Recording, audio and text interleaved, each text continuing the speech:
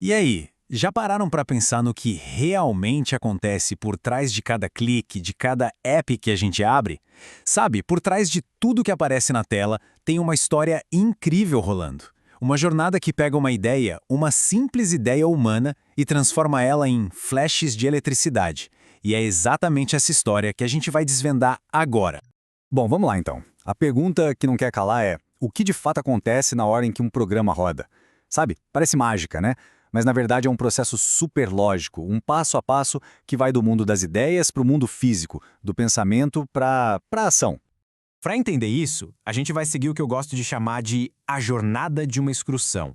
A gente vai partir de um problema bem do mundo real e acompanhar essa ideia sendo transformada, traduzida, até finalmente ser executada lá no coração de silício do computador. E essa nossa jornada começa com uma missão bem prática, na verdade. Uma missão que empresas de logística, de telecom, de energia, enfim, que muita gente enfrenta todo santo dia. Imagina só o desafio. Como é que se faz para interligar vários pontos, pode ser casas, escritórios, até cidades, usando o mínimo de cabo possível? Em computação, esse tipo de quebra-cabeça tem nome, viu? É o problema da árvore geradora mínima. A meta é bem simples no fundo: criar uma rede que conecte todo mundo sem gastar 1 centímetro de cabo à toa e, claro, com o menor custo total.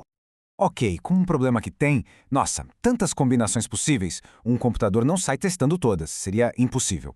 Em vez disso, ele usa uma estratégia que é incrivelmente inteligente, super eficiente e, eu diria, até um pouco contraintuitiva.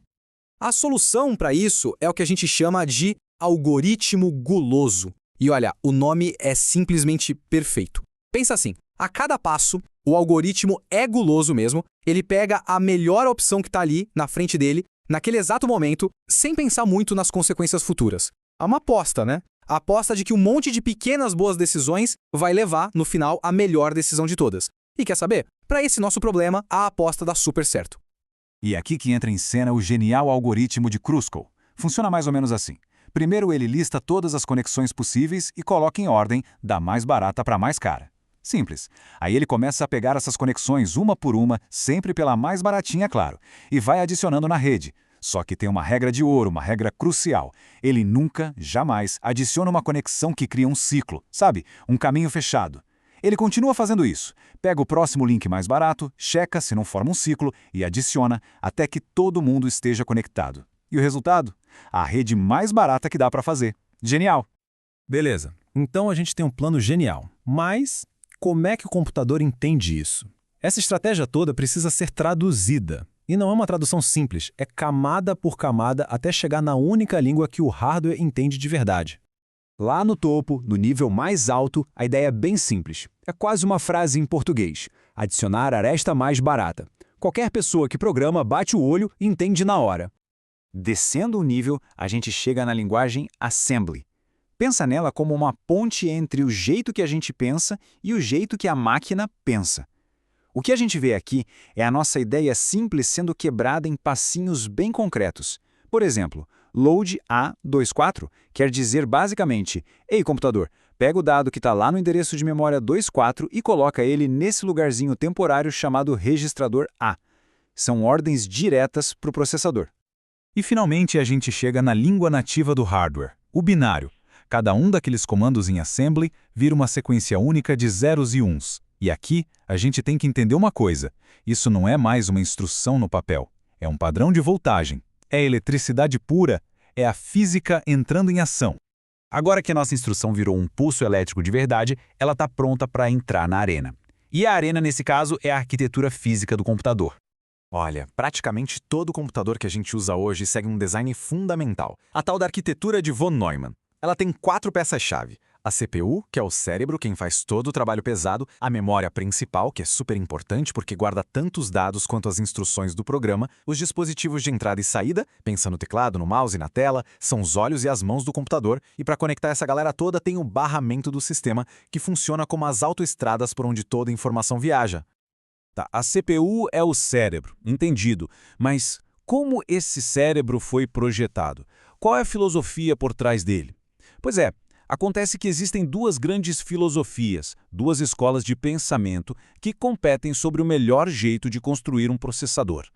Essa tabela aqui deixa a diferença bem clara. De um lado, a gente tem o CISC, que significa computador com conjunto complexo de instruções. Olha só, mais de 200 instruções diferentes, e cada uma com um tamanho. Do outro lado, o RISC, ou computador com conjunto reduzido de instruções. Bem menos instruções, né, umas 50 e poucas, mas todas com tamanho fixo. E repara na quantidade de registradores, o RISC tem muito mais. Para a gente entender a filosofia por trás desses números, a analogia dos dois chefes é perfeita. Imagina o chefe CISC. Ele tem uma gaveta gigantesca, cheia de ferramentas super específicas. Um cortador só para abacate, um aparelhinho só para tirar caroço de cereja. Para cada tarefa complexa, ele tem uma ferramenta própria. Agora, o chefe RISC é diferente. Ele tem um conjuntinho pequeno de facas, mas são facas incríveis, de altíssima qualidade. Ele consegue fazer as mesmas coisas que o outro chefe, só que combinando movimentos simples e muito rápidos com essas facas super versáteis. E por que isso tudo importa para a gente no dia a dia? Simples. A eficiência e a simplicidade do RISC, do chefe com poucas facas, é o grande segredo da bateria do celular durar o dia todo. A maioria dos processadores de celular usa essa arquitetura. Já a força bruta do CISC, o chefe com 1000 ferramentas, está no coração dos computadores de mesa, dos servidores de alta performance, máquinas que precisam de poder para rodar programas super complexos. Certo! A nossa instrução, agora em binário, está ali, na porta de entrada do processador, não importa se ele é RISC ou CISC. Chegou a hora do gran finale. Vamos dar um último zoom e ver a mágica, ou melhor, a ciência, acontecer lá dentro da CPU. O palco principal dentro da CPU é formado pelos registradores. A melhor forma de pensar neles é como se fossem a mesa de trabalho do processador. São pedacinhos minúsculos de memória, mas absurdamente rápidos. E o mais importante, eles ficam dentro da própria CPU para que o acesso aos dados mais urgentes seja tipo instantâneo. E nesse palco, a gente tem alguns atores principais. Primeiro, o contador de programa, ou PC.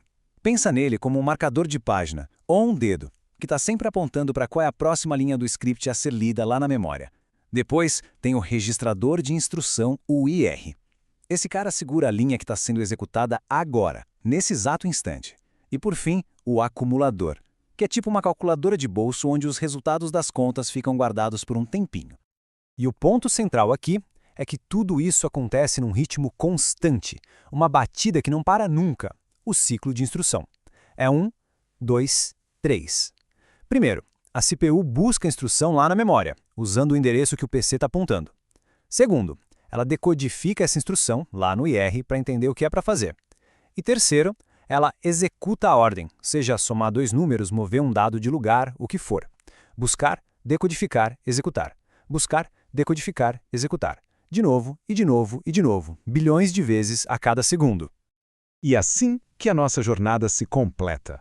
Aquela ideia abstrata lá do começo de conectar umas casas do jeito mais barato viajou, foi traduzida e se transformou nisso, num padrão de elétrons fluindo por uma rede microscópica de transistores, obedecendo cegamente ao ritmo do ciclo de instrução.